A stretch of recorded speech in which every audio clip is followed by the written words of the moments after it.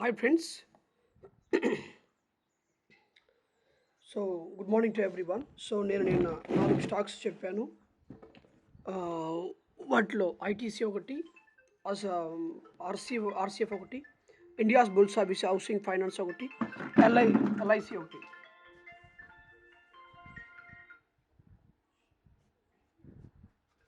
So ఈ 4 స్టాక్స్ని నేను చెప్పడం జరిగింది. అవి ఈరోజు నిన్న చెప్పినటువంటి మార్చ్ 27న రికమెండేషన్స్లో చెప్పాం. అది ఏ రోజు ఏ విధంగా ట్రేడ్ అయ్యింది, ఏ విధంగా ప్రాఫిట్ తీసింది, ఏ విధంగా మనం అనుకున్న విధంగా మనం చెప్పిన విధంగా ట్రేడ్ అయ్యిందా లేదా అన్న విషయాన్ని ఈరోజు మాట్లాడుకుందాం. ఫ్రెండ్స్, నిన్నటి వీడియో చూడండి, దాన్ని మీకు యూట్యూబ్లో చూపిస్తాను. మన యూట్యూబ్లో ఇది ఎక్కడ 28 మార్చ్ ఇంట్రాడే ట్రేడింగ్ వీడియోస్ అని చెప్పేసి ఉంటుంది. దాంట్లో మీరు అబ్జర్వ్ చేయొచ్చు. ఇదిగో ఇక్కడ చూడండి, ఇదిగోండి. 28 March best intraday stocks 28 March. ఈ స్టాక్ను మీరు అబ్జర్వ్ చేస్తే దీన్ని చూడండి. నేను చెప్పిన 4 స్టాక్స్ని ఈ రోజుకి 28 అన్నారంటే 27కి రికమెండేషన్స్ ఇచ్చి ఉంటాను. 27th రోజు నైట్ చెప్పుంటాను. అండ్ ఈరోజు చూద్దాం దాన్ని. ఇక్కడ చూడండి, నేను మొట్టమొదటిగా ఇండియాస్ బుల్స్ హౌసింగ్ ఫైనాన్స్ అనే స్టాక్ అని చెప్పినాను. దీంట్లో నేను ఏం చెప్పానంటే, ఇలా చూడండి, నేను ఏం చెప్పానంటే రేపు మార్కెట్ అనేటువంటిది పాజిటివ్ సైడ్ ఉంటే, ఇదిగో ఈ ట్రెండ్ లైన్ కానీ పర్ఫెక్ట్గా బ్రేక్అవుట్ చేస్తే, ఇదిగో ఈ పీనట్ ప్యాటర్న్, ఇది ఒక సిమెట్రికల్ ట్రయాంగిల్ ప్యాటర్న్లో ఉంది అని చెప్పాను. కొద్దిగా పీనట్ ప్యాటర్న్లో కూడా ఉంది. ఇటువంటి దీన్ని కానీ ఇలా బ్రేక్అవుట్ చేసింది అంటే ఏం చెప్పాను, ఇలా స్ట్రాంగ్ ఎప్పుడైనా సరే బ్రేక్అవుట్ అనేటువంటిది స్ట్రాంగ్గా ఇట్లా ఉండాలి. బ్రేక్అవుట్ అంటే నేను బ్రేక్అవుట్ అంటే చిన్న బ్రేక్అవుట్లు, డోజీ క్యాండిల్ బ్రేక్అవుట్స్ అనేటివి సెట్ అవ్వు. బ్రేక్అవుట్ అంటే ఇలా ఉండాలి. ఇటువంటి బ్రేక్అవుట్ తోటి బ్రేక్అవుట్ చేసినప్పుడు అర్థమవుతుందా ఫ్రెండ్స్? ఇటు బ్రేక్అవుట్ చేసినప్పుడు తర్వాత వాల్యూమ్ కూడా మినిమం ఒక 10 lakhs వాల్యూమ్ అనేటువంటిది ఉండాలి. 10 lakhs వాల్యూము. ఫస్ట్ స్టార్టింగే ఒక 3 to 4 lakhs వాల్యూ సరిపోతుంది. ఇలా బ్రేక్అవుట్ చేసినప్పుడు ఇది 174 రూపీస్ని టార్గెట్ని హిట్ అవుతుంది అని చెప్పాను. ఇంకా కాలేదు, కానీ ఇప్పుడు దాకా దీన్ని ఎగ్జిట్ చేసుకోవచ్చు మై డియర్ ఫ్రెండ్స్. ఎగ్జిట్ చేయొచ్చు. ఎందుకంటే ఇక్కడ దాకా పోయి రావాలనేటువంటిది స్పీడ్గా పోతే అక్కడికి వచ్చి స్పీడ్గా స్టాక్ అనేది స్పీడ్గా మూమెంట్ అయిందంటే మాత్రం ఖచ్చితంగా 174.15 దాకా కొట్టుద్ది. స్లోగా పోతుంది కాబట్టి 90% వరకు వచ్చి మళ్ళీ కిందకు వస్తుంది. దీన్ని ఇప్పుడు ఎగ్జిట్ చేయొచ్చు. మనం చెప్పిన విధంగా ఇది ఇది ఇలా బ్రేక్అవుట్ చేసి మనం చెప్పిన విధంగా ఇది ట్రేడ్ అయ్యింది. తర్వాత ఎల్ఐసి చెప్తాను. చూడండి, ఇది కూడా నేను చెప్పాను. ఇదిగోండి, నేను చూడండి, వీడియోస్ చూడండి. ఇదిగో ఈ ట్రెండ్ లైన్ కానీ బ్రేక్ చేసిందంటే చూడండి, 15 minutes క్యాండిల్లో పెట్టుకొని మనం చూస్తే 15 minutes క్యాండిల్లో పెద్ద హెవీగాని బ్రేక్అవుట్ కొట్టిందంటే 939.30 రూపీస్ దాకా వెళ్తుంది అని చెప్పడం జరిగింది. కానీ అంత దాకా వెళ్ళలేదు.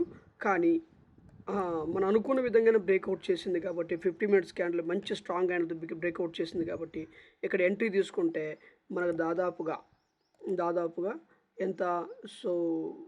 దాదాపుగా 2% ప్రాఫిట్ ఇచ్చింది. 18 రూపాయలు ప్రాఫిట్ ఇచ్చింది ఇది. ఇక ఈ స్టాక్ అనేది కిందగా ఇలా డౌన్ఫాల్ అవుతూ క్రమక్రమంగా ఇది కానీ క్రాస్ చేసిందని మళ్ళీ కిందకు వస్తుంది. దీంట్లో మళ్ళీ కూడా సెల్లింగ్ ఆపర్చునిటీ తీసుకోవచ్చు. దీంట్లో బయర్స్ అందరూ కూడా సెల్లర్స్ అందరూ కూడా ఇంకా ఎగ్జిట్ కాలేదు. దీంట్లో ఉన్నారు. ఇది కానీ బ్రేక్ చేసిందంటే వీళ్ళందరూ కూడా ఎగ్జిట్ చేసి మళ్ళీ అప్పుడు కిందకి ఎడదాకా వస్తుంది, లేదా ఎడదాకా రావచ్చు. ఓకేనా? ఈ స్టాక్ కూడా నేను చెప్పిన విధంగానే ట్రేడ్ అయింది. ఇక్కడ దాకా టార్గెట్ కొట్టాలి అంటే స్పీడ్గా అంటే హెవీగా బయర్స్ రావాలా. హెవీగా బయర్స్ ఉన్నప్పుడు అది బ్రేక్అవుట్ చేసినప్పుడు అప్పుడు మనం అనుకున్న విధంగా ఇది కొట్టింది.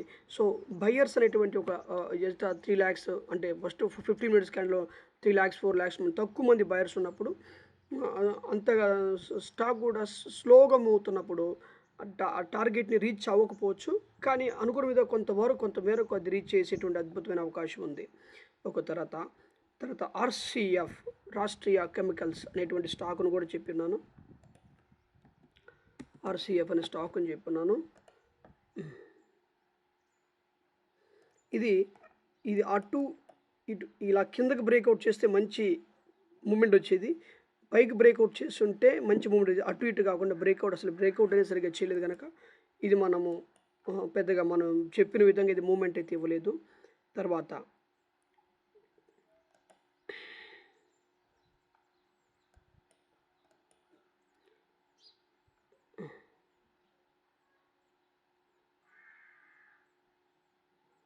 సారీ ఐటీసీ చెప్పాను.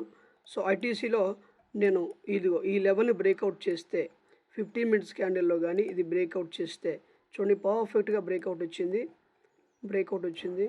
కానీ నేను టార్గెట్ ఏం చెప్పానంటే బ్రేక్అవుట్ వస్తే మాత్రం ఇలా పెద్దగా హెవీ క్యాండిల్తో బ్రేక్అవుట్ చేస్తే మాత్రము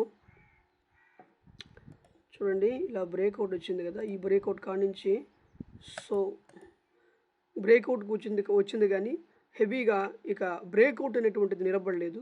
సో ఈ టార్గెట్ కొట్టవలసింది కానీ ఇక టార్గెట్ కొట్టేటువంటి అవకాశం లేదు. కానీ ఒక 2-3 డేస్ సెషన్స్లో సో మండే ట్యూస్డే వెన్స్డే కూడా ఇది బ్రేక్అవుట్ చేసింది కాబట్టి ఈ లెవెల్ దాకా అది రీచ్ అయ్యేటువంటి అవకాశం, మళ్ళీ కూడా ఈ లెవెల్ రీచ్ అయితేనే అది రీచ్ అవుతుంది.